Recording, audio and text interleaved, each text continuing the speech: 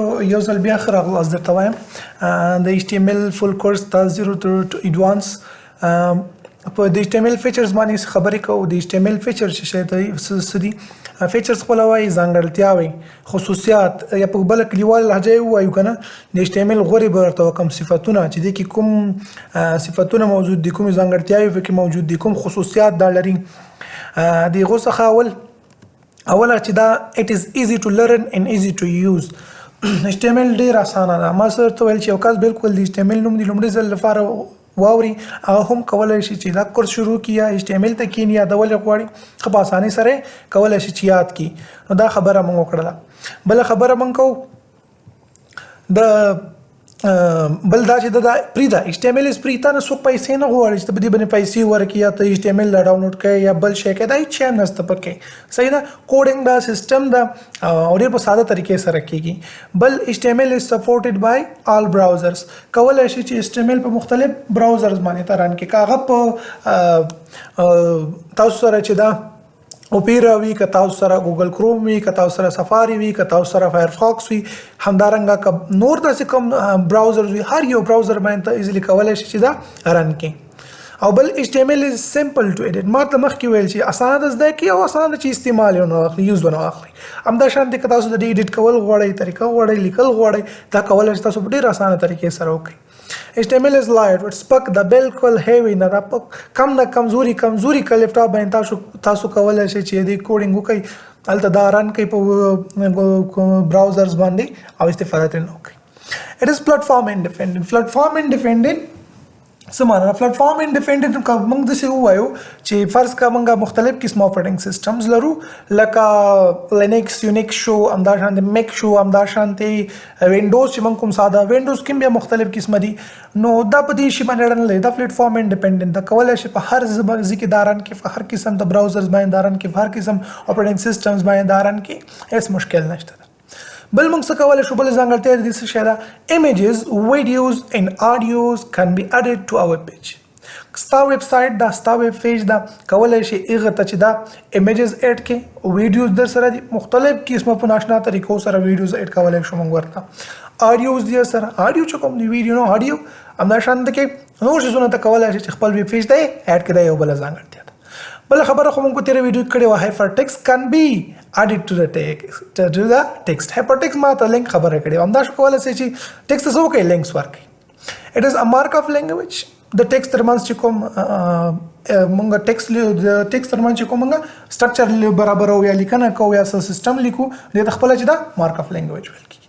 نو دغه خبرې موږ وکړلې د HTML د فیچرز په اړه باندې. دا د HTML ځانګړتیاوې دي، ساده خبرې دي، کولی شي دې په اړه باندې نور هم ډېر معلومات د ګوګل له لارې نه یا همداشان د کتابونو کې تاسو ولولئ. نو اوس راځو یو بلې ډېرې مهمې خبرې ته چې هغه تاسو نه هر څوک تپوس کولی شي، زموږ نه هم کېږي، تاسو نه هم کېږي، او دا پوښتنه ضرور هم ده، باید هر سړی وکړي. تاسو هم باید په ذهن کې دا پوښتنه درسره ولرئ چې is HTML a programming language or not؟ چې آیا HTML programming language ده که نه؟ دې باندې ډېر ګرم بحث روان وي په فیسبوک او وغیره کوم سوشل میډیا باندې. تاسو میمز ګورئ چې جوړوي د دې په اړه باندې.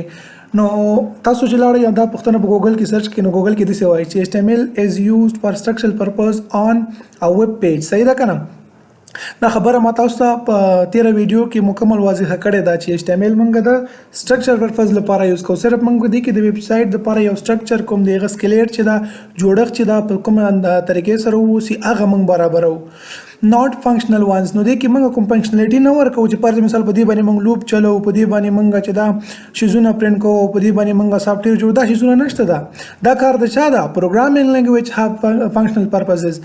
اصل کې چې موږ کوم فنکشنالټي ورکوو او کوم فنکشنالټي هدف لپاره موږ استعمالوو هغه پروګرامینګ لینګویج یوز کېږي، لکه جاوا، C++ او سی لینګویج دا، C# دا، فایتون دا. دغه لینګویجونه چې کوم دي، دغه کوم ژبې چې دي پروګرامینګ لینګویج دي، دغه د فنکشنل پرپز لپاره استعمالېږي. دا فنکشنل پرپز لپاره استعمالېږي، کوم یو ټاسک، یو دنده، یو وظیفه موږ په دې په واسطه اجرا کولی شو.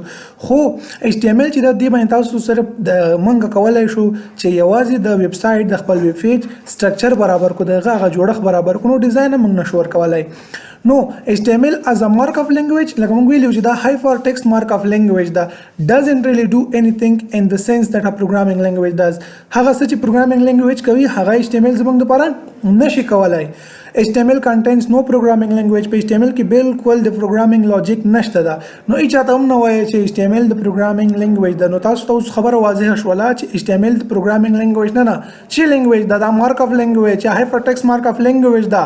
لکه څنګه چې ما تاسو ته وویل چې هایپر په واسطه موږ څه کوو موږ چې دا شیزونه لینک کوو پیجز هر څه یو بل سره لینکینګ کیږي همدا شانتي مارک اپ نه ته چې کوم سټرکچر خبره مارته کړي و چې د الیمنټس کې لیکل کیږي نو دغه د تاسو د پوښتنې جواب او دغه شانتي به جواب ټول ته بیا ورکوي.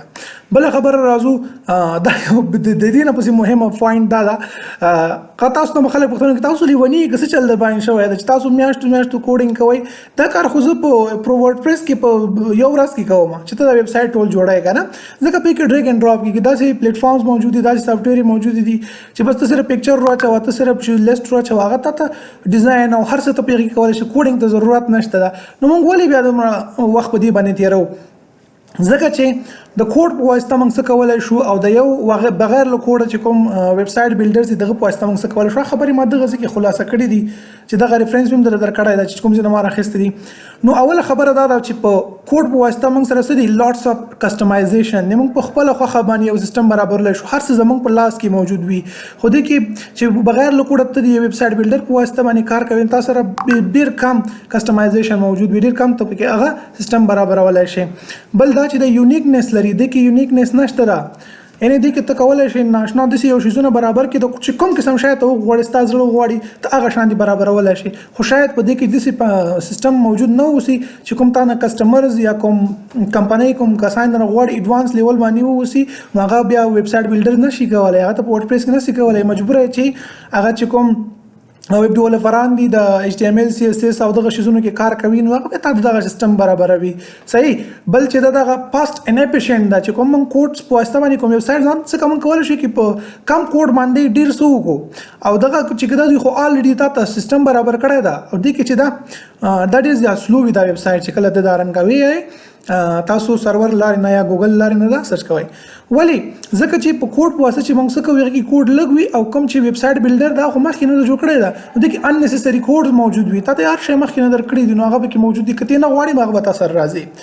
بل نو همدا وجه کېدل شي چې دا په های SEO چې دا ریټینګ لري او دا لو SEO ریټینګ دی نه دا چې دا سرچ انجن اپټیمایزیشن چې کوم ورته وایي SEO چې کله موږ به د ویب سایټ د لپاره کوو چې موږ خپل ویب سایټ په سرچ په ګوګل سرچ کې راولو چې کله یو کس یو نوم سرچ کی نو باید زموږ ویب سایټ ته مخ ته راشي کله چې یو کس یو کیورډ سرچ کوي زموږ ویب سایټ ته مخ ته راځي نو دا خیر به موږ وروسته کوو کوم ویب سایټ چې په کوډ سره کېږي دغه SEO چې دا هاي ریټینګ ښه ده او کوم چې ویداوت د کوډینګ وی دغه SEO چې دا هغه لو ده نو دغه د ویت کوډ او ویداوت کوډ خبرې شولې یعنی تاسو کولای شئ چې خپل یو ویب سایټ بلډر برابر کړئ ځان لپاره ویب سایټ جوړ کړئ هغه ته اپلوډ کړئ کسټم کړئ چې نور کسان پیږي کې چینجز راولي موږ په دغه کانسپټ باندې کار کوو چې نور کسان ته موږ جوړ کوو اپلوډ کوو هغه بیا موږ اپلوډ کوو په ګوګل او نور ځایونو کې هم دې کسان ته ورکو او کمپنیانو ته ورکو چې هغه کله واخلي نو به خرڅوي ته پیسې راځي ته پیمنٹ کیږي ډالرز باندې